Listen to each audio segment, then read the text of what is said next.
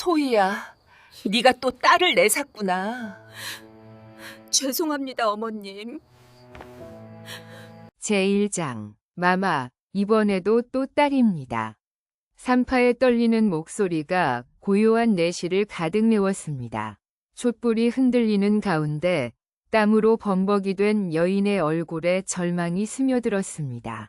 김씨 가문이 셋째 며느리 박소희, 28의 나이로 이미 세 번째 출산을 마친 그녀의 눈에서 뜨거운 눈물이 흘러내렸습니다. 또 딸이라고 하셨습니까? 소희의 목소리는 바스라질 듯 가늘었습니다. 갓 태어난 아이의 울음소리조차 그녀에게는 절망의 신호일 뿐이었습니다. 여러분, 믿어지십니까? 조선 후기, 아들 하나 낳지 못한다는 이유로 한 여인의 인생이 송두리째 흔들리던 시절의 이야기입니다. 셋째 며느리가 또 딸을 낳았다고? 사랑채에서 들려오는 시아버지 김정호의 목소리는 차가운 겨울바람보다 매서웠습니다. 50이 넘은 그의 얼굴에는 실망과 분노가 교차했습니다. 큰 며느리는 아들 둘을 낳았고 둘째 며느리도 아들 하나는 두었건만 유독 셋째 며느리만이 딸만 셋을 연달아 낳은 것이었습니다. 영감님, 아직 젊으니 기회가 있지 않겠습니까? 부인 윤 씨의 조심스러운 목소리에도 김정호의 표정은 누그러지지 않았습니다. 기회라니, 벌써 세 번째 기회를 날려버렸는데 무슨 기회를 더 바라란 말이오. 우리 삼남이 벌써 30인데. 김정호는 마루를 쿵쿵 내려치며 분노를 사귀지 못했습니다. 조선 후기 양반가에서 대를 잇는다는 것은 단순한 가족사가 아니라 집안의 명예와 직결된 문제였습니다. 특히 김씨 가문은 대대로 문과에 급제한 학자들을 배출해온 명문가였습니다. 이때 방문이 조용히 열리며 셋째 아들 김문수가 고개를 숙인 채 들어섰습니다. 키가 훤칠하고 얼굴이 준수한 그였지만 오늘만큼은 어깨가 축 늘어져 있었습니다. 아버님, 소희가 무사히 아이를 낳았습니다. 무사히 낳긴 뭘 무사히 낳아. 또 딸 아니냐. 김정호의 호통에 문수는 더욱 고개를 숙였습니다. 그의 마음도 복잡하기는 마찬가지였습니다. 사랑하는 아내가 목숨을 걸고 낳은 소중한 딸이지만 한편으로는 가문이 기대를 또다시 저버린 것 같아 마음이 무거웠습니다. 문수야, 이제 어찌할 셈이냐? 아버지의 날카로운 질문에 문수는 대답을 하지 못했습니다. 그저 바닥만 바라볼 뿐이었습니다. 여러분, 그 시절에는 이런 일이 비일비재했습니다. 아들을 낳지 못한 며느리는 집안에서 설자리를 잃어가고 남편조차 점점 소원해지는 것이 당연시되던 시대였으니까요. 그런데 바로 그때 예상치 못한 일이 벌어졌습니다. 영감님, 큰일 났습니다. 대문간에서 종이 급하게 뛰어들어왔습니다. 숨을 헐떡이며 전하는 그의 말에 김정호의 표정이 일순간 굳어졌습니다. 무슨 일이냐? 관가에서 사람이 와서 문수 도련님을 당장 관하로 모시고 가겠다고 합니다. 뭐라고? 김정호와 문수의 얼굴이 동시에 하얗게 질렸습니다. 관가에서 갑자기 사람을 데려간다는 것은 심상치 않은 일이었습니다. 특히 요즘 같은 시국에는 더욱 그러했습니다. 도대체 무슨 일로 그런단 말이냐? 김정호의 다급한 질문에 종이 고개를 저었습니다. 그것까지는 알려주지 않고 그저 문수 도련님만 모시고 가겠다고 합니다. 사랑채 안이 순식간에 침묵에 잠겼습니다. 갓 출산한 아내를 두고 관가로 끌려가야 하는 문수의 처지가 막막하기만 했습니다. 문수야, 혹시 마음에 걸리는 일이라도 있느냐? 아버지의 의심 어린 눈초리에 문수는 고개를 저었습니다. 아닙니다, 아버님. 저는 정말 아무것도. 바로 그때 대문 너머에서 말발굽 소리가 들려왔습니다. 관가의 사람들이 기다리고 있다는 뜻이었습니다. 한편 안채에서는 소희가 갓난아이를 품에 안고 눈물을 흘리고 있었습니다. 시어머니 윤 씨는 그런 며느리를 바라보며 한숨만 내쉬었습니다. 소희야, 네가 또 딸을 낳았구나. 죄송합니다, 어머님. 소희의 목소리는 눈물에 젖어 있었습니다. 온몸이 출산의 고통으로 아직 떨리고 있었지만 그보다 더 큰 고통은 마음속에서 일어나고 있었습니다. 이제 어찌하려무나? 시아버님께서 무척 화가 나셨는데 윤 씨의 말이 채 끝나기도 전에 밖에서 소란스러운 소리가 들려왔습니다. 저게 무슨 소리지? 두 사람은 동시에 창문 쪽으로 고개를 돌렸습니다. 평소라면 고요해야 할 저녁 시간, 바깥이 이상하게 웅성거리고 있었습니다. 문수 도련님, 서둘러 주십시오. 관가의 아전이 재촉하는 목소리에 문수는 어쩔 수 없이 사랑채를 나섰습니다. 촛불이 흔들리는 어둠 속에서 그의 뒷모습이 점점 멀어져 갔습니다. 아버님, 소희는 어찌하란 말입니까? 문수의 마지막 말에 김정호는 손을 저었습니다. 염려 말고 어서 다녀와라. 며느리 일은 우리가 알아서 하겠다. 하지만 김정호의 마음속에는 이미 다른 계산이 자리 잡고 있었습니다. 아들을 낳지 못하는 며느리, 게다가 지금 남편이 관가에 끌려가는 상황까지 겹친 이 혼란을 어떻게 처리할지 고민이 깊어지고 있었습니다. 문수가 떠난 후 김씨 집안은 이상한 정적에 쌓였습니다. 갓난아이의 울음소리만이 간간히 안채에서 들려올 뿐이었습니다. 여러분, 이런 상황에서 한 집안의 분위기가 얼마나 무거워질지 상상이 되십니까? 다음 날 아침, 해가 뜨기도 전에 소희는 조심스럽게 일어났습니다. 출산한 지 하루밖에 지나지 않았지만 그녀는 도저히 누워있을 수가 없었습니다. 남편의 안위도 걱정이었거니와 무엇보다 시댁 식구들의 차가운 시선이 견디기 어려웠습니다. 소희야, 왜 벌써 일어났느냐? 문을 열고 들어온 시어머니 윤 씨의 목소리는 평소보다 더욱 냉랭했습니다. 어머님, 죄송합니다. 잠이 오지 않아서. 잠이 오지 않긴. 네가 지금 잠 올 처지냐? 윤 씨의 말에는 가시가 돋쳐 있었습니다. 그녀는 며느리 앞에 앉으며 한숨을 크게 내쉬었습니다. 소희야, 솔직히 말해보자. 너는 이 집에 시집 온 지 벌써 몇 년이 되느냐? 올해로 8해째입니다. 어머님. 8해 동안 딸만 셋을 낳고 아들 하나 못 낳았구나. 소희의 가슴이 찢어지는 듯했습니다. 하지만 그녀는 꼭 참고 고개만 숙였습니다. 그런데 이제 내 남편마저 관가에 끌려갔단다. 이게 다 무슨 일이냐? 저도 모르겠습니다. 어머님, 도련님께서 무슨 일에 연루되셨는지. 바로 그때 바깥에서 급한 발걸음 소리가 들려왔습니다. 대문이 크게 열리는 소리와 함께 누군가가 급하게 뛰어드는 기척이었습니다. 이게 무슨 소리냐? 윤 씨가 일어서려는 순간 방문이 거칠게 열렸습니다. 시아버지 김정호가 얼굴이 하얗게 질린 채 들어선 것이었습니다. 영감님, 무슨 일이십니까?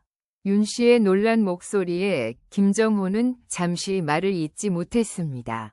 그의 손에는 방금 전해받은 듯한 편지 한 장이 떨리고 있었습니다. 문수가 큰일 났다. 도련님이 어떻게 되셨다는 말씀이십니까? 소희가 벌떡 일어서며 물었습니다. 출산 후 몸조리도 제대로 하지 못한 그녀의 얼굴은 창백하기 그지없었습니다. 관가에서 온 소식인데 문수가 영모에 연루된 혐의를 받고 있다는 거야. 영모라니요? 윤 씨와 소희가 동시에 비명을 질렸습니다. 영모라는 것은 단순한 죄가 아니었습니다. 자칫하면 가족 모두가 화를 당할 수 있는 중죄였습니다. 그럴 리가 없습니다. 아버님, 도련님께서 영모에 연루되실 분이 아니지 않습니까? 소희의 절규에도 김정호의 표정은 어두웠습니다. 나도 믿고 싶지 않다. 하지만 관가에서 온 소식이 그렇다는 거야. 김정호는 편지를 바닥에 던지며 주저앉았습니다. 평생 청렴하게 살아온 양반가의 가주로서 아들이 영모 혐의를 받는다는 것은 천벌 같은 일이었습니다. 여러분, 그 시절 영모 혐의가 얼마나 무서운 것이었는지 아시겠습니까? 단순한 의심만으로도 삼족이 멸문지화를 당할 수 있던 시대였으니까요. 영감님, 그럼 우리는 이제 어떻게 해야 합니까? 윤 씨의 떨리는 목소리에 김정호는 고개를 저었습니다. 모르겠다. 일단 문수의 결백을 밝혀야 하는데 그것도 쉬운 일이 아니고. 바로 그때 소희가 갑자기 일어섰습니다. 그녀의 눈에는 이전과는 다른 결의가 번뜩이고 있었습니다. 아버님, 제가 관가에 가보겠습니다. 뭐라고? 네가 뭘 할 수 있다는 거냐? 김정호의 비웃음 섞인 목소리에도 소희는 물러서지 않았습니다. 아버님, 저도 이 집안의 며느리입니다. 남편의 일을 그냥 두고 볼 수는 없습니다. 네가 무슨 수로 관가 일에 개입한다는 거냐? 게다가 넌 출산한 지 겨우 하루밖에 안 됐잖아. 하지만 소희의 마음은 이미 굳어 있었습니다. 지금까지 아들을 낳지 못해 집안의 천덕꾸러기 취급을 받아왔지만 이번만큼은 달랐습니다. 사랑하는 남편이 위험에 처한 상황에서 가만히 있을 수는 없었습니다. 어머님, 아이 좀 맡아주십시오. 소희는 갓난아이를 시어머니 품에 안겨주었습니다. 소희야, 네가 정말 미쳤구나. 출산한 며느리가 어디 나돌아다닌다는 거야. 윤 씨의 만류에도 소희는 이미 옷을 챙기고 있었습니다. 아버님, 혹시 관아에 아시는 분이 계십니까? 글쎄, 현감과는 안면이 있긴 하지만 이런 일에. 김정호의 말이 채 끝나기도 전에 대문 밖에서 또다시 급한 소리가 들려왔습니다. 이번에는 말발굽 소리가 더욱 거칠고 급했습니다. 또 누가 온 거냐? 세 사람이 모두 대문 쪽을 바라보는 순간 종이 헐레벌떡 뛰어들어왔습니다. 영감님, 큰일 났습니다. 관군들이 대거 몰려오고 있습니다. 뭐라고? 김정호의 얼굴이 흑빛으로 변했습니다. 집을 수색하겠다고 하면서 가족들도 모두 조사를 받아야 한다고 합니다. 이 말을 듣는 순간 소희의 머릿속에서 번개가 치는 듯한 깨달음이 스쳤습니다. 단순히 남편만의 문제가 아니라 이제 가족 전체가 위험에 빠진 것이었습니다. 아버님, 이제 정말 제가 나서야 할 때인 것 같습니다. 소희의 단호한 목소리에 김정호와 윤 씨는 말문이 막혔습니다. 바로 그때 대문을 두드리는 거친 소리가 온 집안을 뒤흔들었습니다. 김정호, 관가의 명에 따라 집을 수색하겠다. 관군 대장의 우렁찬 목소리가 담장을 넘어 들려오는 순간 소희는 무언가 결심한 듯 입술을 꽉 깨물었습니다. 그녀의 눈빛에는 지금까지 볼 수 없었던 강인함이 떠올랐습니다. 대문을 당장 열어라. 관군 대장의 거친 목소리가 김씨 집안의 고요한 새벽을 산산조각 냈습니다. 소희는 갓 출산한 몸으로 떨리는 다리를 간신히 지탱하며 일어섰습니다. 그녀의 얼굴은 창백했지만 눈빛만은 이전과 달리 결연했습니다. 아버님, 제가 나가보겠습니다. 네가 무슨... 김정호의 말을 가로막으며 소희는 이미 문 쪽으로 걸어가고 있었습니다. 출산 후 채 하루도 지나지 않은 몸이었지만 그녀의 걸음에는 주저함이 없었습니다. 바깥마당에 나선 소희의 눈앞에 펼쳐진 광경은 참으로 처참했습니다. 횃불을 든 관군들이 열댓 명이나 되어 집안 곳곳을 에워싸고 있었고 그들의 갑옷이 새벽 어둠 속에서 차갑게 빛나고 있었습니다. 누구냐, 너는? 관군 대장이 소희를 보며 눈살을 찌푸렸습니다.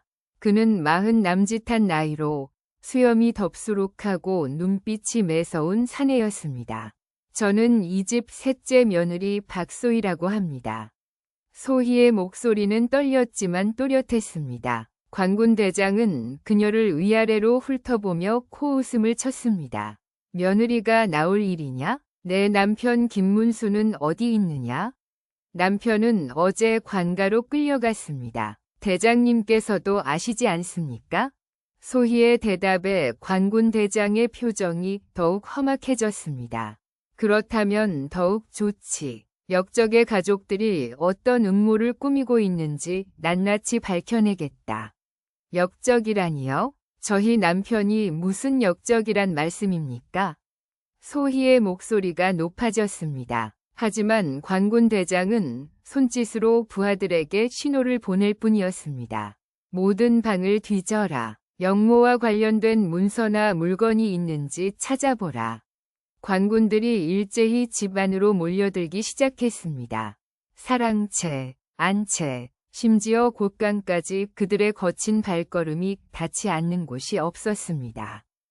여러분, 상상해 보십시오. 한 집안이 하루아침에 이렇게 풍비박산 나는 모습을 말입니다. 바로 그때 안채에서 갓난아이의 울음소리가 들려왔습니다. 관군들의 소란에 놀란 아이가 울음을 터뜨린 것이었습니다. 저 울음소리는 뭐냐? 관군 대장이 예리하게 물었습니다. 제가 어제 낳은 딸아이입니다. 소희의 대답에 관군 대장은 잠시 멈칫했습니다. 갓 출산한 여인이 이런 상황에서 나와 있다는 것이 의외였던 모양입니다. 어제 낳았다고? 그런데 왜 밖에 나와 있는 거냐? 남편이 억울한 일을 당하고 있는데 가만히 있을 수 없었습니다. 소희의 단호한 대답에 관군 대장의 눈빛이 묘하게 변했습니다. 그는 잠시 그녀를 바라보더니 비웃음을 지었습니다. 억울하다고? 내 남편이 어떤 일에 연루되었는지 정말 모르겠다는 거냐? 정말 모릅니다. 저희 남편은 평범한 양반으로 책을 읽고 시를 짓는 일밖에 하지 않았습니다. 바로 그때 사랑채에서 큰 소리가 났습니다. 관군들이 문서함을 뒤지며 종이들을 바닥에 흩뿌리는 소리였습니다. 대장님, 여기서 이상한 편지를 발견했습니다. 한 관군이 손에 편지를 들고 뛰어나왔습니다. 소희의 얼굴이 순간 하얗게 질렸습니다. 관군 대장이 편지를 받아들고 횃불 앞에서 읽기 시작했습니다. 그의 얼굴에 점점 음산한 미소가 번져갔습니다. 이게 뭐냐? 밤이 깊으면 약속된 장소에서 만나자라고 되어 있는데? 그게 뭔지 저는 정말 모르겠습니다. 소희의 목소리가 떨렸습니다. 사실 그녀도 그런 편지가 있었다는 것을 전혀 몰랐던 것입니다. 모른다고? 역적의 아내가 모른다고 하면 믿을 줄 아느냐? 관군 대장이 편지를 소희 앞에 들이밀었습니다. 촛불에 비친 글씨들이 그녀의 눈앞에서 흔들렸습니다. 여러분, 이런 상황에서 한 여인이 느꼈을 절망감이 어떠했을지 짐작이 가십니까? 바로 그때 집안 깊숙한 곳에서 김정호가 나타났습니다.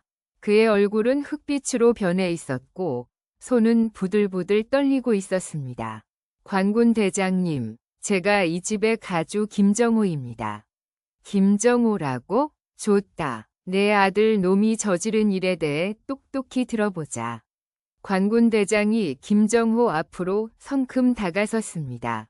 대장님, 저희 아들이 대체 무슨 일을 저질렀다는 겁니까? 구체적으로 알려주십시오. 구체적으로? 좋다. 내 아들 김문수는 현 조정을 뒤엎으려는 영모에 가담했다. 증거도 충분하고 동조자들의 증언도 있다. 김정호가 그 자리에서 주저앉을 뻔했습니다. 소희가 재빨리 그의 팔을 붙잡았습니다. 말도 안 됩니다. 저희 남편은 그런 일에 연루될 사람이 아닙니다. 소희의 외침에 관군 대장은 냉소를 지었습니다. 그런 일에 연루될 사람이 아니라고? 그럼 이 편지는 뭐라고 설명할 거냐? 그가 다시 편지를 흔들어 보였습니다. 그리고 말이다. 내 남편이 최근 밤늦게 자주 외출했다는 증언도 있다. 뭔가 수상한 모임에 참석했다는 거지. 소희의 머릿속이 하얗게 변했습니다. 사실 남편이 최근 며칠간 밤늦게 나간 적이 있었던 것은 사실이었습니다. 하지만 그것이 영모와 관련된 일이라고는 꿈에도 생각해 본 적이 없었습니다. 제4장, 대장님, 잠시만요. 소희가 갑자기 앞으로 나섰습니다. 그녀의 눈빛에는 지금까지 볼 수 없었던 날카로움이 서려 있었습니다. 남편이 밤에 나간 것은 사실입니다. 하지만 그 이유를 제가 말씀드리겠습니다. 관군대장과 김정호가 동시에 소희를 바라보았습니다. 갓 출산한 여인이 이런 급박한 상황에서 나서는 것이 예상 밖이었습니다. 말해보라. 내 남편이 무슨 일로 밤에 나갔다는 거냐? 남편은 아들을 낳지 못한 저 때문에 고민이 많았습니다. 그래서 점술가를 찾아다니고 무당을 만나러 다녔던 것입니다. 소희의 목소리는 절절했습니다. 사실 그녀 자신도 남편의 정확한 행적을 모르는 상황에서 필사적으로 변명을 지어내고 있었습니다. 점술가를 찾아다녔다고? 그것도 이상한 편지와 함께 말이냐? 관군 대장은 여전히 의심스러워했습니다. 대장님, 그 편지가 정말 저희 남편이 쓴 것인지 확인해 보셨습니까? 소희의 예리한 질문에 관군 대장이 잠시 말문이 막혔습니다. 여러분, 절체절명의 순간에서 한 여인의 지혜가 빛을 발하는 모습을 보고 계십니다. 편지의 필체를 확인해 보십시오. 저희 남편의 글씨와 같은지 말입니다. 소희가 더욱 당당하게 말했습니다. 집안에 남편이 평소 쓰던 글이 많이 있습니다. 비교해 보시면 금세 알 수 있을 것입니다. 관군 대장이 잠시 망설였습니다. 사실 그도 이 편지가 어떻게 발견된 것인지에 대해 의문이 있었던 것입니다. 바로 그때 대문 밖에서 말발굽 소리가 들려왔습니다. 새로운 누군가가 오고 있다는 신호였습니다. 대장님, 관아에서 급한 전갈이 왔습니다. 한 기병이 말에서 뛰어내려 관군 대장에게 달려왔습니다. 그의 손에는 관인이 찍힌 공문이 들려 있었습니다. 관군 대장이 공문을 받아 읽는 동안 소희와 김정호는 숨을 죽이고 기다렸습니다. 그들의 운명이 그 종이 한 장에 달려 있다는 것을 알고 있었기 때문입니다. 이런 관군 대장의 얼굴에 당황스러운 표정이 스쳤습니다. 무슨 내용입니까? 소희가 조심스럽게 물었습니다. 진짜 영모 주동자가 따로 잡혔다는 내용이다. 김문수는 잘못 체포된 것 같다고. 소희의 다리에서 힘이 빠졌습니다. 하지만 동시에 안도의 숨을 내쉬었습니다. 그럼 저희 남편은 무죄라는 말씀입니까? 아직 확실하지 않다. 하지만 일단 수색은 중단하라는 명령이다. 관군 대장이 부하들에게 손짓했습니다. 관군들이 하나둘씩 물러나기 시작했습니다. 하지만 바로 그때 예상치 못한 일이 벌어졌습니다. 집안 깊숙한 곳에서 갑자기 비명소리가 들려온 것입니다. 으악! 그것은 시어머니 윤 씨의 목소리였습니다. 어머님! 소희가 급하게 안채로 뛰어갔습니다. 출산 후 약해진 몸에도 불구하고 그녀는 전력으로 달렸습니다. 안채방에 들어선 소희가 본 광경은 충격적이었습니다. 윤 씨가 바닥에 쓰러져 있었고 그녀 옆에는 갓난아이가 울음을 터뜨리고 있었습니다. 어머님, 어머님. 소희가 윤 씨를 흔들었지만 반응이 없었습니다.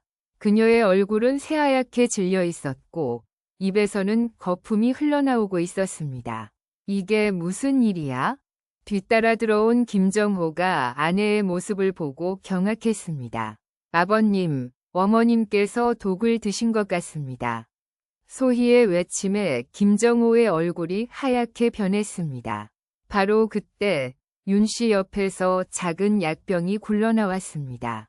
그 병에서는 이상한 냄새가 나고 있었습니다. 어머님, 왜 이런 일을? 소희가 절규하는 순간 윤 씨가 간신히 눈을 떴습니다. 그녀의 눈빛은 흐려져 있었지만 무언가 간절한 것이 담겨 있었습니다. 소희야, 너는 절대. 윤 씨가 무언가 말하려 했지만 목소리가 나오지 않았습니다.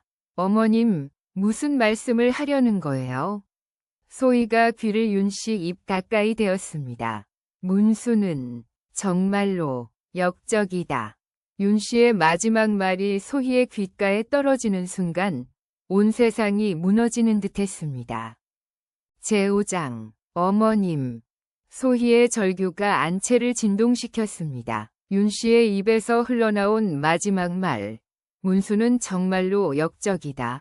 각 그녀의 귓가에서 맴돌고 있었습니다. 시어머니의 창백한 얼굴에서는 숨이 점점 가빠지고 있었고 독의 기운이 온몸으로 퍼져가는 것이 눈에 보였습니다. 이게 무슨 일이냐? 부인이 왜 이런? 김정호가 아내 곁으로 달려와 그녀를 끌어안았습니다. 평생을 함께한 아내가 독을 마시고 죽어가는 모습을 보는 그의 눈에서 굵은 눈물이 흘러내렸습니다. 영감님, 미안합니다. 윤 씨가 간신히 입술을 움직였습니다. 그녀의 손에는 아직도 빈 약병이 쥐어져 있었습니다. 왜 그랬소, 부인? 왜 이런 극단적인 선택을? 김정호의 통곡에 소희는 정신이 번쩍 들었습니다. 지금은 슬퍼할 때가 아니었습니다. 시어머니를 살려야 했습니다. 아버님, 빨리 의원을 불러야 합니다. 소희가 일어나려는 순간 윤 씨가 그녀의 손목을 붙잡았습니다. 독 때문에 차갑게 식어가는 손이었지만 그 안에는 절실함이 담겨 있었습니다. 소희야, 들어봐. 어머님, 말씀하지 마시고 기운을 아끼세요. 하지만 윤 씨는 고개를 저었습니다. 이미 돌이킬 수 없다는 것을 자신이 가장 잘 알고 있었습니다. 문수가 어린 시절부터 이상한 책들을 읽었어. 윤 씨의 목소리는 신락 같았습니다. 나는 알고 있었지. 하지만 막지 못했어. 소희의 가슴이 철렁 내려앉았습니다. 시어머니의 말이 사실이라면 지금까지 자신이 알던 남편은 전혀 다른 사람이었다는 뜻이었습니다. 여러분, 한 여인이 이런 충격적인 진실을 마주했을 때의 심정이 어떠했을지 상상해 보십시오. 어머님, 그럴 리가 없어요. 남편은 그런 분이 아닙니다. 소희의 부정에도 윤 씨는 계속 말을 이어갔습니다. 지난달 이상한 사람이 찾아왔어. 밤중에 문수와 오랫동안 이야기했지. 윤 씨의 숨이 점점 가팔라졌습니다. 독이 심장까지 퍼진 것 같았습니다. 그 사람이 관가에 고발했나 봐. 그래서 문수가 아닙니다. 그럴 리가 없어요. 소희가 필사적으로 부인했지만 윤 씨의 눈빛은 이미 흐려지고 있었습니다. 소희야, 너는 살아야 해. 아이들과 함께. 어머님. 윤 씨의 손에서 힘이 빠지며 바닥에 떨어졌습니다. 그녀의 마지막 숨이 조용히 끊어지는 순간이었습니다. 부인아. 김정호가 아내를 흔들었지만 아무런 반응이 없었습니다. 온 집안이 정막에 잠겼고 오직 갓난아이의 울음소리만이 이 비극적인 순간을 채우고 있었습니다. 바로 그때 바깥에서 급한 발걸음 소리가 들려왔습니다. 관군 대장이 부하 몇 명과 함께 안채로 들어선 것이었습니다. 무슨 일이냐? 비명소리가 들려서 관군 대장이 윤 씨의 시신을 보는 순간 표정이 굳어졌습니다. 이 여인이 왜 죽었느냐? 독을 마셨습니다. 소희가 떨리는 목소리로 대답했습니다. 독을? 왜? 관군 대장의 예리한 질문에 김정호가 고개를 저었습니다. 모르겠습니다. 갑자기. 하지만 소희는 달랐습니다. 시어머니가 마지막에 한 말들이 머릿속에서 계속 맴돌고 있었습니다. 혹시 정말로 남편이 역적이었던 것일까? 그렇다면 시어머니는 그 충격을 견디지 못해 극단적인 선택을 한 것일까? 대장님, 혹시 제 남편의 혐의가 벗겨진 것이 확실한가요? 소희의 질문에 관군 대장이 잠시 망설였습니다. 사실 아직 확실하지 않다. 진짜 주동자가 잡혔다고는 하지만 내 남편도 완전히 무혐의는 아니다. 이 말을 듣는 순간 소희는 무언가 결심한 듯 일어섰습니다. 대장님, 제가 남편을 만나볼 수 있을까요? 무엇 때문에? 시어머님께서 돌아가시기 전에 이상한 말씀을 하셨습니다. 제가 직접 남편에게 확인해보고 싶습니다. 관군 대장이 소희를 찬찬히 바라보았습니다. 갓 출산한 여인이 이런 상황에서도 냉정함을 잃지 않는 모습이 인상적이었습니다. 좋다. 하지만 짧은 시간만 허락하겠다. 제6장. 다음 날 이른 아침, 소희는 관아로 향했습니다. 출산한 지 이틀밖에 지나지 않은 몸이었지만 그녀는 굳은 의지로 발걸음을 옮겼습니다. 시어머니의 갑작스러운 죽음과 그녀가 남긴 충격적인 말들 때문에 밤새 잠을 이루지 못했던 것입니다. 관아 앞에 서니 그 위압적인 모습에 다리가 떨렸습니다. 높다랗게 솟은 대문과 그 위에 걸린 현판이 무겁게 내려다보고 있었습니다. 문지기들의 매서운 눈초리가 그녀를 훑어보았습니다. 저는 김문수의 아내 박소희라고 합니다. 어제 관군 대장님께서 면회를 허락해 주셔서. 아, 그 여자로구나. 들어가라. 문지기가 무뚝뚝하게 길을 터주었습니다. 소희는 떨리는 다리로 관아 안으로 들어섰습니다. 여러분, 그 시절 관아라는 곳이 일반 백성들에게 얼마나 무서운 곳이었는지 아시겠습니까? 한번 들어가면 언제 나올 수 있을지 모르는 곳이었으니까요. 감옥으로 이어지는 길은 어둡고 음산했습니다.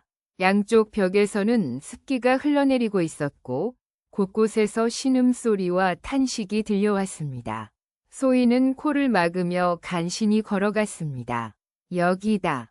간수가 한감방 앞에서 멈춰 섰습니다. 철창 너머로 누군가가 웅크리고 앉아있는 모습이 보였습니다. 바로 남편 김문수였습니다. 문수야. 소희의 부름에 문수가 고개를 들었습니다.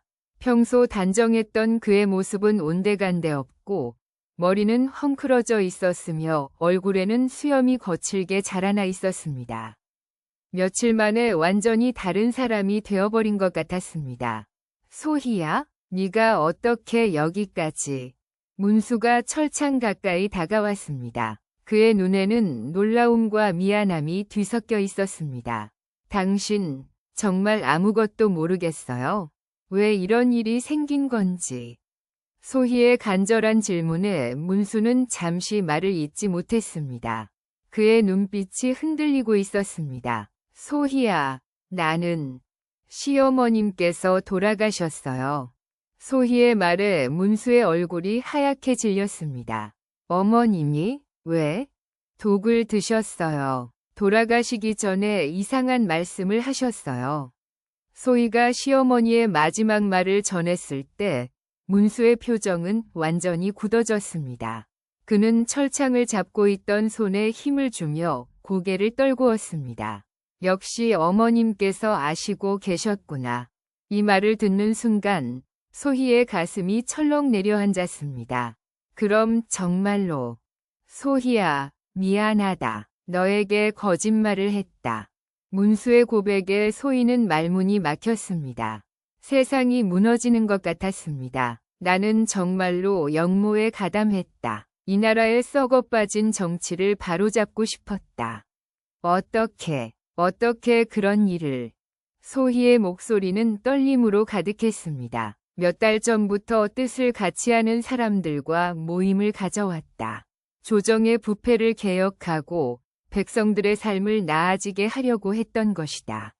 문수의 말에는 여전히 신념이 담겨 있었습니다. 하지만 우리 중 누군가가 관가에 밀고 했나 보다. 그래서 이렇게 되었다. 당신은 저를 속였군요. 평생을. 소희의 눈에서 눈물이 흘러내렸습니다. 사랑한다고 믿었던 남편이 완전히 다른 사람이었다는 사실이 견디기 어려웠습니다. 소희야, 나는 네가 걱정될까봐, 그리고 혹시 너까지 위험해질까봐 말하지 못했다. 그럼 이제 어떻게 되는 거예요? 당신은 어떻게 되는 거예요? 소희의 절망적인 질문에 문수는 쓸쓸하게 웃었습니다. 아마 사형일 것이다. 영모는 중죄니까. 그럼 저와 아이들은 어떻게 하라는 거예요? 소희야, 너는 나와 인연을 끊어라. 아이들을 데리고 멀리 도망가는 게 좋겠다. 문수의 말에 소희는 고개를 저었습니다. 안 돼요. 당신을 버리고 갈 수는 없어요. 바로 그때 뒤에서 발걸음 소리가 들려왔습니다. 관군 대장이 몇 명의 부하와 함께 다가오고 있었습니다. 면회 시간이 끝났다. 대장님, 조금만 더. 안 된다. 그리고 김문수, 너에게 전할 소식이 있다. 관군 대장의 표정이 심상치 않았습니다. 내일 아침에 최종 판결이 내려진다. 각오해둬라. 이 말을 듣는 순간 소희와 문수의 얼굴이 동시에 하얗게 질렸습니다. 그리고 박소희, 너도 내일 관아에 나와야 한다. 저도요? 왜요? 내 남편의 공범 여부를 조사해야 하거든. 관군 대장의 차가운 말에 소희는 온몸이 얼어붙는 것을 느꼈습니다. 이제 자신까지 위험에 빠진 것이었습니다. 제7장. 대장님, 저는 정말 아무것도 모릅니다. 소희의 절규가 음산한 감옥 복도에 메아리 쳤습니다. 하지만 관군 대장의 차가운 표정에는 변화가 없었습니다. 그의 눈빛은 마치 얼음덩어리처럼 냉혹했고 입가에는 비웃음이 어려 있었습니다. 아무것도 모른다고? 남편이 역적질을 하는데 아내가 모를 리 없지. 관군 대장이 소희에게 한 걸음 더 다가섰습니다. 그의 갑옷에서 나는 쇠 냄새가 코를 찔렀습니다. 대장님, 정말입니다. 저는 집안일과 아이 기르는 일밖에 몰랐습니다. 소희의 목소리는 간절함으로 떨리고 있었습니다. 철창 너머의 문수는 창백한 얼굴로 이 모든 광경을 지켜보고 있었습니다. 소희를 건드리지 마십시오. 제 아내는 정말 아무것도 모릅니다. 문수가 철창을 붙잡고 외쳤습니다. 하지만 관군 대장은 그의 말을 무시했습니다. 역적의 변명을 누가 믿겠느냐? 내일 아침 너희 부부 모두 최종 신문을 받게 될 것이다. 관군 대장이 몸을 돌리려는 순간 소희가 그의 소매를 붙잡았습니다. 대장님, 잠깐만요. 제가 남편의 죄를 대신 짊어지겠습니다. 뭐라고? 관군 대장이 놀란 눈으로 소희를 바라보았습니다. 문수 역시 경악한 표정으로 아내를 쳐다보았습니다. 소희야, 무슨 소리를 하는 거야? 하지만 소희의 눈빛은 단호했습니다. 그녀의 마음속에서는 이미 어떤 결심이 굳어지고 있었습니다. 대장님, 저에게 제안이 있습니다. 여러분, 절체절명의 순간에서 한 여인이 어떤 놀라운 결단을 내리려 하는지 보고 계십니다. 소희는 떨리는 손으로 품에서 무언가를 꺼냈습니다. 그것은 작은 비단 주머니였는데 그 안에서 반짝이는 것이 나왔습니다. 바로 그녀의 어머니가 물려준 금비녀였습니다. 이것을 드리겠습니다. 그 대신 남편의 죄를 가볍게 해주십시오. 관군 대장의 눈이 금비녀에 머물렀습니다. 그것은 상당히 감나가 보이는 물건이었습니다. 흥미롭군. 하지만 이것만으로는 부족하다. 그럼 뭘 더 원하십니까? 소희의 간절한 질문에 관군 대장이 음흉한 미소를 지었습니다. 네가 남편의 동조자들을 모두 밝혀낸다면 생각해보겠다. 저는 정말 모릅니다. 그럼 알아내야지. 내 남편에게서 모든 것을 드러내라. 관군 대장의 요구에 소희는 절망스러워했습니다. 남편을 배신하라는 것과 다름없었기 때문입니다. 바로 그때 감옥 입구에서 급한 발걸음 소리가 들려왔습니다. 한 관리가 헐레벌떡 뛰어오고 있었습니다. 대장님, 큰일 났습니다. 무슨 일이냐? 상부에서 금명이 내려왔습니다. 김문수 사건과 관련해서 새로운 지시가 있었습니다. 관군 대장이 급히 전가를 받아들고 읽기 시작했습니다. 그의 얼굴에 놀라움이 스쳤습니다. 이럴 수가. 무슨 내용입니까? 소희가 떨리는 목소리로 물었습니다. 김문수를 당장 한양으로 압송하라는 명령이다. 더 큰 사건과 연결되어 있다는 거야. 문수의 얼굴이 하얗게 질렸습니다. 한양으로 압송된다는 것은 사태가 더욱 심각해졌다는 뜻이었습니다. 그럼 저는 어떻게 되는 건가요? 소희의 질문에 관군 대장이 잠시 생각에 잠겼습니다. 너는 일단 집에서 대기해라. 언제든 불려올 수 있으니 마음의 준비를 해둬라. 소희는 안도의 숨을 내쉬었습니다. 하지만 그것도 잠시였습니다. 하지만 김문수, 너는 내일 새벽에 출발한다. 이것이 내 아내와의 마지막 만남이 될 수도 있다. 관군 대장의 냉혹한 말에 소희와 문수는 동시에 절망에 빠졌습니다. 그날 밤 소희는 집으로 돌아왔지만 잠들 수 없었습니다. 갓난아이는 계속 울어댔고 시어머니의 빈자리는 너무나 컸습니다. 시아버지 김정호는 충격으로 병상에 누워 있었고 온 집안이 절망에 잠겨 있었습니다. 어떻게 이런 일이? 소희는 촛불 앞에 앉아 하염없이 눈물을 흘렸습니다. 남편은 내일 아침 한양으로 떠날 것이고 언제 다시 볼 수 있을지 알 수 없었습니다. 여러분, 한 여인이 이런 절망적인 밤을 보내는 심정이 어떠했을지 짐작이 가십니까? 바로 그때 대문을 두드리는 소리가 들려왔습니다. 이 늦은 밤에 누가 찾아온 것일까요? 누구십니까?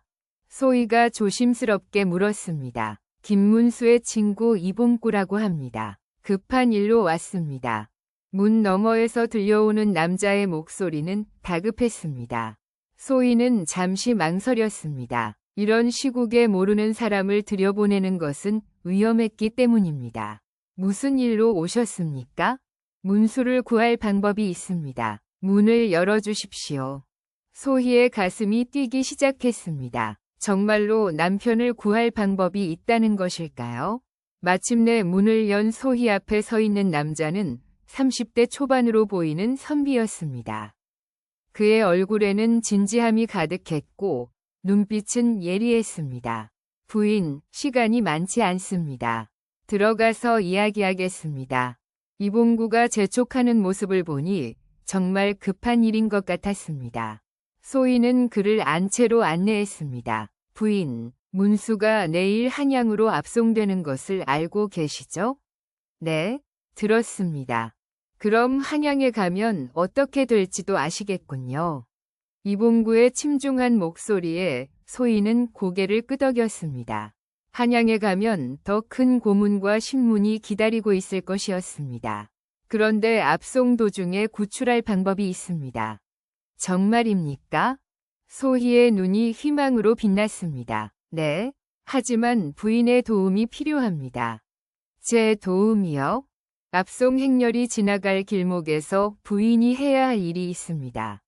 이봉구가 소희에게 자세한 계획을 설명하기 시작했습니다. 그 계획은 상당히 위험했지만 남편을 구할 수 있는 유일한 방법인 것 같았습니다. 제8장 새벽 하늘이 희뿌옇게 밝아오고 있었습니다. 소희는 이봉구가 알려준 장소인 마을 어귀 솔숲에 숨어 있었습니다. 그녀의 가슴은 마치 북을 치는 것처럼 격렬하게 뛰고 있었습니다. 손에는 이봉구가 건네준 작은 칼이 들려 있었는데 그 차가운 감촉이 현실을 일깨워주고 있었습니다. 정말 이런 일을 해도 되는 걸까?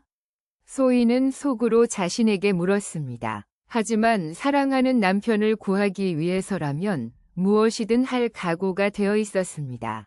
멀리서 말발굽 소리가 들려오기 시작했습니다. 압송 행렬이 다가오고 있는 것이었습니다. 소희는 숨을 죽이고 기다렸습니다. 저기 온다. 솔숲 뒤편에서 이봉구의 작은 외침이 들렸습니다. 그와 함께 온 몇 명의 사내들도 각자의 위치에서 준비를 하고 있었습니다. 압송 행렬이 점점 가까워졌습니다. 앞서가는 관군들의 갑옷이 아침 햇살에 번쩍였고 그 뒤로 손이 뒤로 묶인 문수의 모습이 보였습니다. 그의 얼굴은 며칠간의 고초로 야위어 있었지만 눈빛만은 여전히 살아 있었습니다. 지금이야. 이봉구의 신호와 함께 소희가 길 한가운데로 뛰어나갔습니다. 아이고, 살려주세요. 소희가 갑자기 나타나며 비명을 지르자 앞송 행렬이 멈췄습니다. 말 위에 관군들이 놀라며 칼에 손을 얹었습니다. 누구냐? 왜 길을 막느냐? 관군 대장이 호통을 쳤습니다. 저는 김문수의 아내입니다. 남편을 한 번만 더 보게 해주세요. 소희가 울부짖으며 말발굽에 매달렸습니다. 이것은 이봉구가 짠 계획의 첫 번째 단계였습니다. 이런 미친 여자를 당장 비켜라. 관군들이 소희를 떼어내려고 하는 순간 솔숲에서 갑자기 화살들이 날아왔습니다. 습격이다. 적입니다. 관군들이 혼란에 빠진 사이 이봉구와 그의 동료들이 숲에서 뛰어나왔습니다. 그들은 모두 검을 들고 있었고 얼굴에는 천을 둘러 정체를 감추고 있었습니다. 문수를 구하라. 이봉구의 외침과 함께 치열한 전투가 벌어졌습니다. 관군들도 숙련된 무사들이었지만 기습 공격을 받아 당황하고 있었습니다. 칼과 칼이 부딪히는 소리가 적막한 새벽을 찢었습니다. 소희는 이 모든 광경을 보며 다리가 떨렸습니다. 사람이 죽고 살기 하는 모습을 직접 본 것은 처음이었기 때문입니다.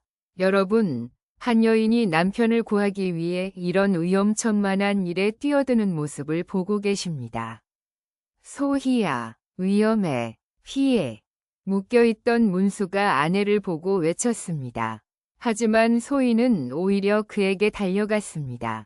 손에 든 작은 칼로 남편의 밧줄을 자르기 위해서였습니다. 가만히 계세요. 소희가 필사적으로 밧줄을 자르는 동안 주위에서는 여전히 치열한 전투가 벌어지고 있었습니다. 관군 중 한 명이 소희를 향해 칼을 휘둘렀지만 이봉구가 재빨리 막아냈습니다. 부인, 서두르세요.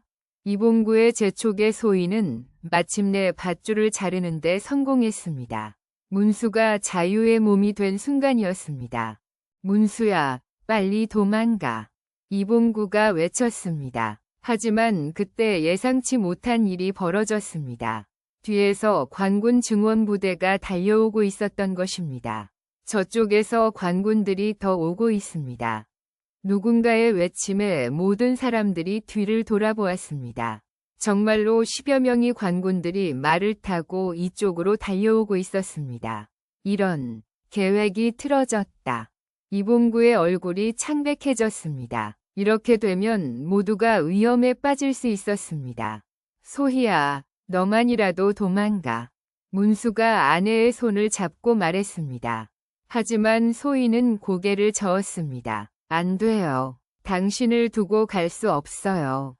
부부가 이렇게 말하고 있는 사이 증원 관군들이 점점 가까워지고 있었습니다. 상황은 절망적이었습니다. 모두 흩어져라. 각자 도망쳐. 이봉구가 최후의 명령을 내렸습니다. 하지만 이미 늦었습니다. 관군들이 포위망을 좁혀오고 있었습니다. 바로 그때 하늘에서 갑자기 먹구름이 몰려들었습니다.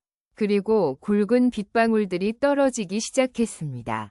순식간에 폭우가 쏟아졌고 시야가 흐려졌습니다. 지금이 기회다. 이봉구가 외치며 문수와 소희의 손을 잡고 달리기 시작했습니다. 폭우 속에서 관군들도 제대로 추격할 수 없었습니다. 하지만 얼마 달리지 못해 소희가 비틀거렸습니다. 출산한 지 며칠 되지 않은 몸으로는 이런 격한 움직임을 견디기 어려웠던 것입니다. 소희야. 문수가 쓰러져가는 아내를 붙잡았습니다. 그녀의 얼굴은 창백했고 입술은 파랗게 질려 있었습니다. 저는 괜찮아요. 계속 가요. 소희가 간신히 말했지만 그녀의 몸은 한계에 달해 있었습니다. 부인이 이 상태로는 더 갈 수 없습니다. 이봉구가 걱정스럽게 말했습니다. 그럼 어떻게 하죠? 문수의 절망적인 질문에 이봉구는 잠시 고민했습니다. 저기 산속에 숨어 있을 수 있는 동굴이 있습니다. 일단 그곳으로 가서 부인을 쉬게 해드립시다. 세 사람은 비를 맞으며 산길을 올라갔습니다. 소희는 남편과 이봉구의 부축을 받으며 간신히 걸었습니다. 동굴에 도착했을 때 소희는 완전히 기진맥진한 상태였습니다. 그녀는 동굴 바닥에 주저앉으며 거친 숨을 몰아쉬었습니다. 소희야, 괜찮아? 문수가 아내의 이마를 만져보니 열이 높았습니다. 무리한 행동에 후유증이 나타나기 시작한 것입니다. 이봉구, 이제 어떻게 해야 하오? 문수의 질문에 이봉구는 고개를 저었습니다. 솔직히 저도 모르겠습니다. 계획이 완전히 틀어져 버렸습니다. 바로 그때 동굴 입구에서 발걸음 소리가 들려왔습니다. 세 사람이 모두 긴장하며 입구를 바라보는 순간 검은 그림자가 나타났습니다. 찾았다. 차가운 목소리와 함께 관군 대장이 동굴 안으로 들어섰습니다. 그의 뒤로 몇 명의 관군들이 더 따라왔습니다. 이제 도망칠 곳이 없다. 모두 체포한다. 이제 도망칠 곳이 없다. 모두 체포한다. 관군 대장의 차가운 선곡과 동굴 안을 가득 메우는 순간 소희가 갑자기 일어섰습니다. 열병으로 창백해진 얼굴이었지만 그녀의 눈빛만은 이전과 달리 결연했습니다. 잠깐만요, 대장님. 소희의 목소리에는 지금까지 들어본 적 없는 위험이 담겨 있었습니다. 관군 대장이 의외라는 듯 그녀를 바라보았습니다. 무슨 할 말이 있다는 거냐? 저에게 제안이 있습니다. 소희가 한 걸음 앞으로 나섰습니다.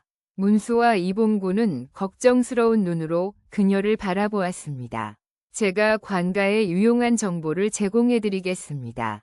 그 대신 남편과 이분의 목숨만은 살려주십시오. 소희야, 무슨 소리를 하는 거야? 문수가 아내를 말리려 했지만 소희는 흔들리지 않았습니다.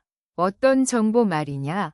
관군 대장의 눈빛이 예리해졌습니다. 저희 남편이 만났던 사람들의 명단과 그들의 거처를 모두 알려드리겠습니다. 소희의 말에 동굴 안이 순간 정적에 잠겼습니다. 문수의 얼굴이 하얗게 질렸습니다. 소희야, 네가 무슨 말을...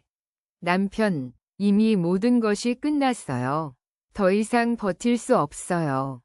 소희의 눈에서 눈물이 흘러내렸습니다. 하지만 그녀의 결심은 흔들리지 않았습니다. 여러분, 한 여인이 사랑하는 남편을 구하기 위해 어떤 선택을 하는지 보고 계십니다. 흥미롭군. 계속 말해봐라. 관군 대장이 한 걸음 더 다가섰습니다. 하지만 조건이 있습니다. 저는 이 정보를 직접 현감님께 보고하겠습니다. 그리고 제 남편의 죄를 감경해달라고 직접 탄원하겠습니다.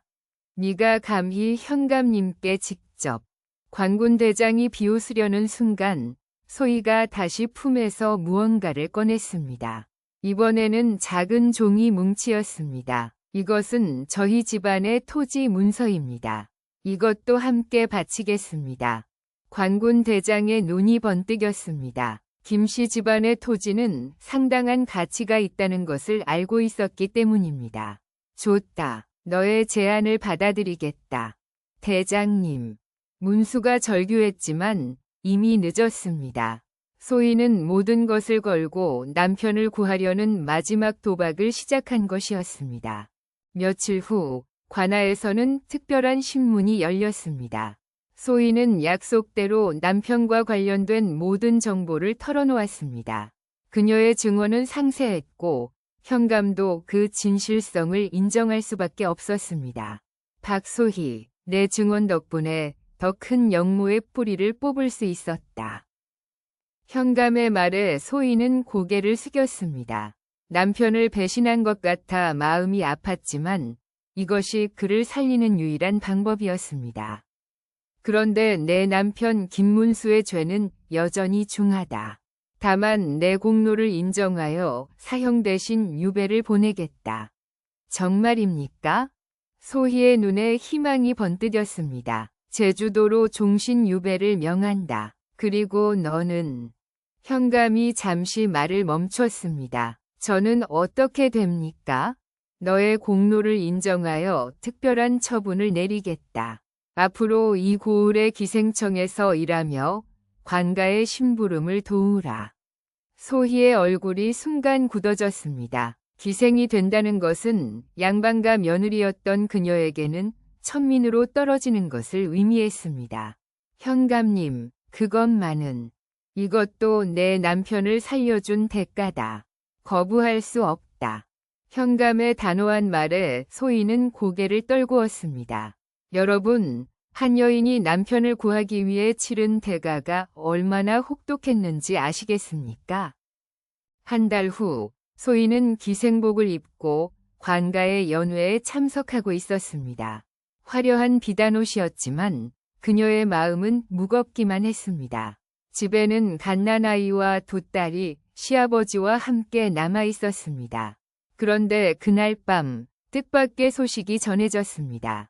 소희야, 너에게 좋은 소식이 있다. 현감이 소희를 따로 불렀습니다. 무슨 소식입니까? 내 남편이 제주도에서 보낸 편지다. 그곳에서 학문을 가르치는 일을 하게 되었다는 내용이야. 소희의 가슴이 뛰었습니다. 남편이 살아있다는 소식만으로도 감사했습니다. 그리고 또 하나, 너의 충성을 인정하여 특별히 품계를 하나 내려주겠다. 품계요? 기생이지만 관가에서 특별한 지위를 갖게 해주겠다는 뜻이다. 이제 너는 다른 기생들과는 다른 대우를 받게 될 것이다. 소희는 복잡한 심정이었습니다. 기생이 되었지만 동시에 특별한 지위를 얻게 된 것이었습니다. 몇 년이 흘렀습니다. 소희는 관가에서 중요한 역할을 맡게 되었습니다. 그녀의 지혜와 학식이 인정받아 각종 행정 업무를 도맡아 처리하게 되었던 것입니다. 아이러니하게도 아들을 낳지 못해 천덕꾸러기 취급받던 며느리가 이제는 한 고을에서 없어서는 안 될 중요한 사람이 되어 있었습니다.